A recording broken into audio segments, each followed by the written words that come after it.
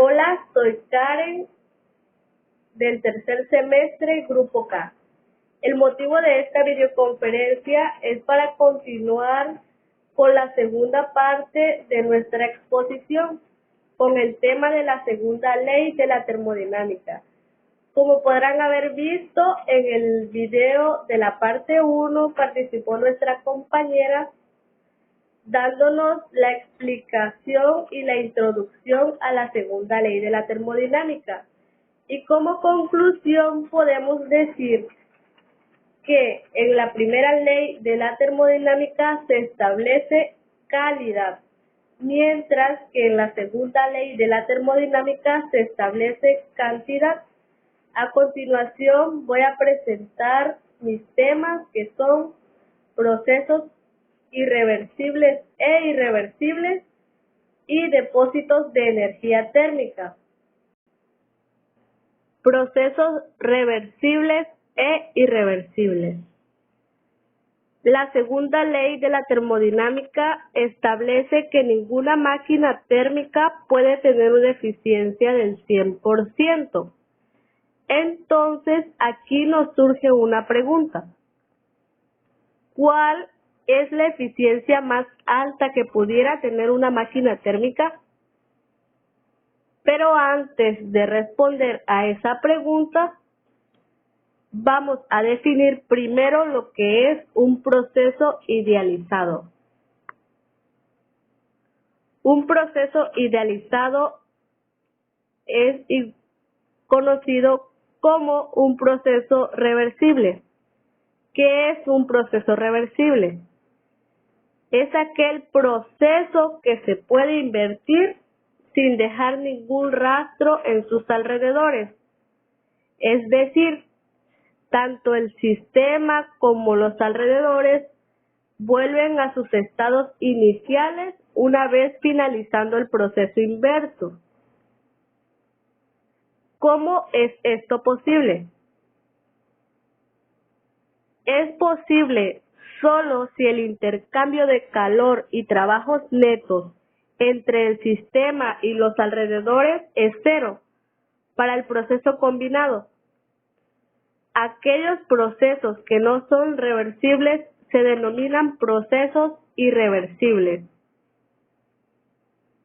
Se debe señalar que es posible volver un sistema a su estado original, siguiendo un proceso, sin importar si éste es reversible o no.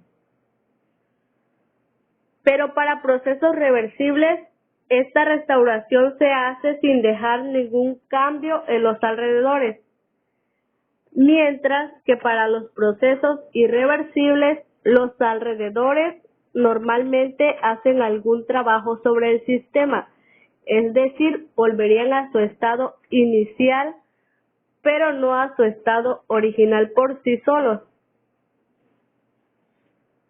Y esto conlleva a la conclusión de que los procesos reversibles no ocurren en la naturaleza, solo son idealizaciones de procesos reales.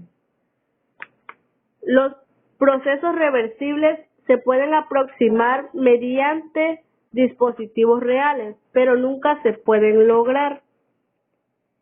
Es decir, todos los procesos que ocurren en la naturaleza son irreversibles. Entonces, quizá nos surja la pregunta, ¿por qué preocuparnos de esta clase de procesos que son ficticios? Hay dos razones. Una es que son fáciles de analizar, puesto que un sistema pasa por una serie de estados de equilibrio durante un proceso reversible. Y la otra es que nos sirven como modelos idealizados con los que es posible comparar aquellos procesos reales.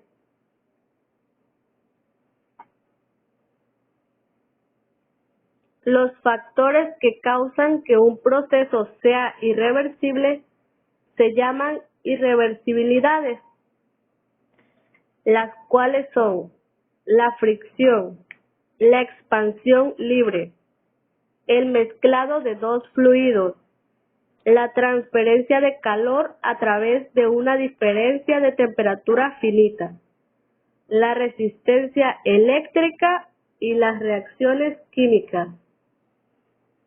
Es decir, la presencia de cualquiera de estos efectos hace que un proceso sea irreversible.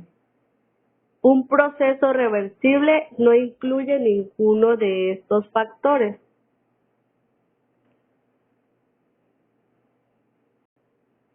Por ejemplo, la fricción es una forma familiar de irreversibilidad con cuerpos en movimiento. Cuando dos cuerpos en contacto son forzados a moverse uno respecto con el otro, en la interfase de ambos se desarrolla una fuerza de fricción que se opone al movimiento, por lo que requiere algo de trabajo para vencer esta fuerza de fricción, y aquella energía suministrada como trabajo se convierte finalmente en calor durante el proceso y se transfiere hacia los cuerpos en contacto. Como la evidencia un aumento de temperatura en la interfase.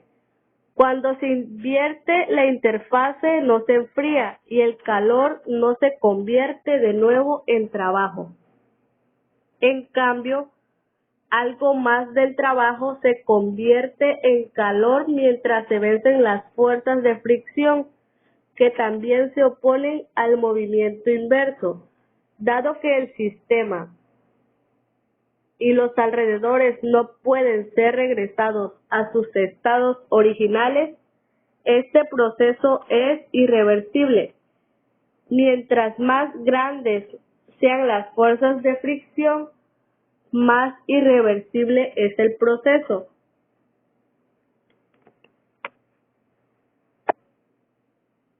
A continuación, mostraré unos ejemplos de proceso irreversible y proceso reversible. Como primera parte, se observa el ejemplo del proceso irreversible. Del lado izquierdo coloqué un vaso de vidrio y del lado derecho coloqué un vaso de vidrio roto. Suponiendo que tenemos un vaso de vidrio, entonces lo dejamos caer. Lo que ocurre aquí es que nuestro vaso se rompe en 1000 pedacitos. Por más que intentemos pegar todos los pedazos, el vaso no volverá a su estado inicial. Y a esto se le conoce como proceso irreversible, porque por más que queramos que vuelva a lo que era, no podrá ser posible. Y sí es posible, pero mediante el uso de las llamadas máquinas térmicas. Pero por su forma natural, no vuelve a su estado inicial por sí solo. Por otro lado, tengo el proceso reversible. Si se puede observar, coloqué 3 imágenes. Una de ellas es un vaso con agua. La segunda es un vaso con hielo. Y la tercera nuevamente es el mismo vaso con agua. Tenemos un vaso con agua, lo metemos al congelador, lo que ocurre es que se nos convierte en hielo. Dejamos unos minutos el hielo afuera y ¿qué ocurre? Nuevamente pasa al estado líquido. Y si nuevamente ese resultado que obtuvimos lo volvemos a introducir en nuestro congelador, volveremos a obtener nuestro hielo. Y así viceversa. Es decir, tanto el sistema como los alrededores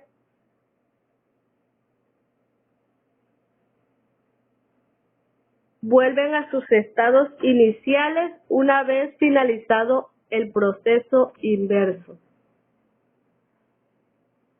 Y bueno, estos serían mis dos ejemplos de proceso irreversible e reversible. Continúo con el tema de depósitos de energía térmica. En el desarrollo de la segunda ley de la termodinámica, es muy conveniente tener un hipotético cuerpo que posea una capacidad de energía térmica relativamente grande, que pueda suministrar o absorber cantidades finitas de calor sin experimentar ningún cambio de temperatura. A tal cuerpo se le llama depósito de energía térmica o solo depósito. Los grandes cuerpos de agua, como los océanos, los lagos, los ríos, incluso el aire atmosférico, se pueden considerar depósitos de energía térmica debido a sus grandes capacidades de almacenaje de energía o masas térmicas. Aquí se preguntarán, ¿qué es la energía térmica? La energía térmica es la energía interna de un sistema.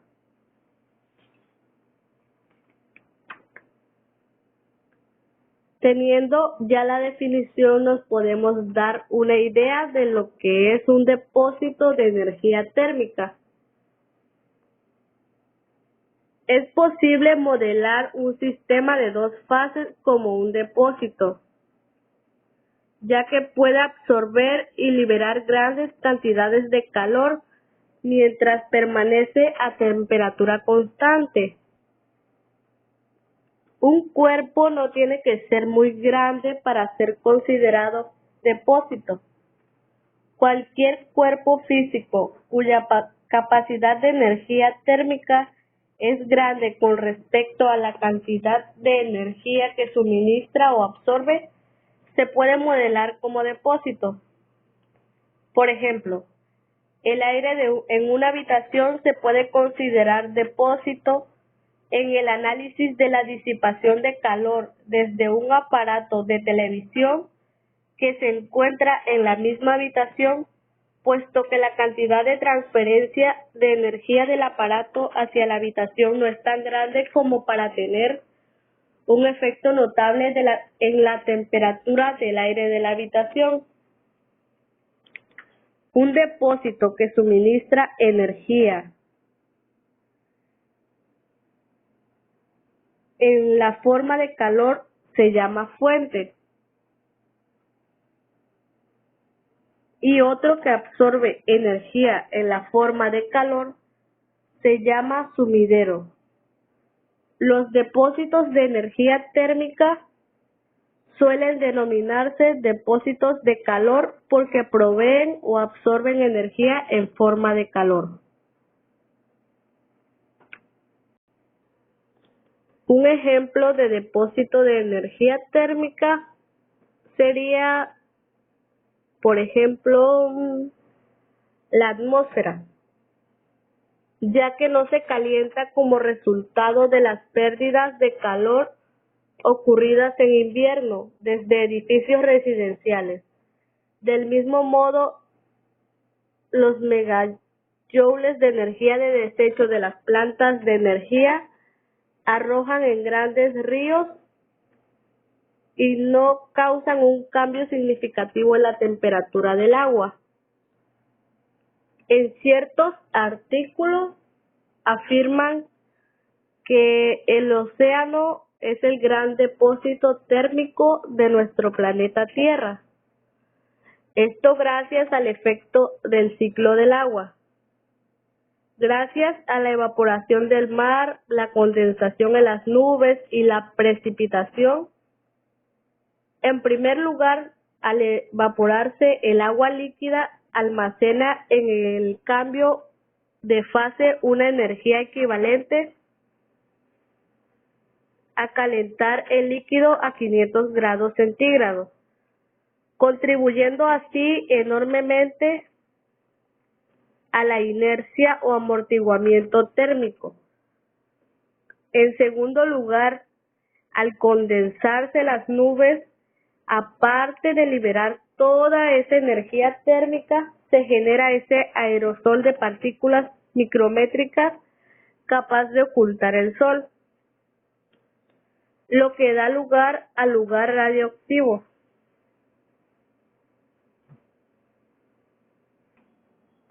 Por último, la misma presencia de las nubes y del agua disuelto en el aire sirve de trampa para la reflexión de la radiación emitida desde la superficie de la Tierra. Con esto concluye mi participación. La esperamos en el siguiente video.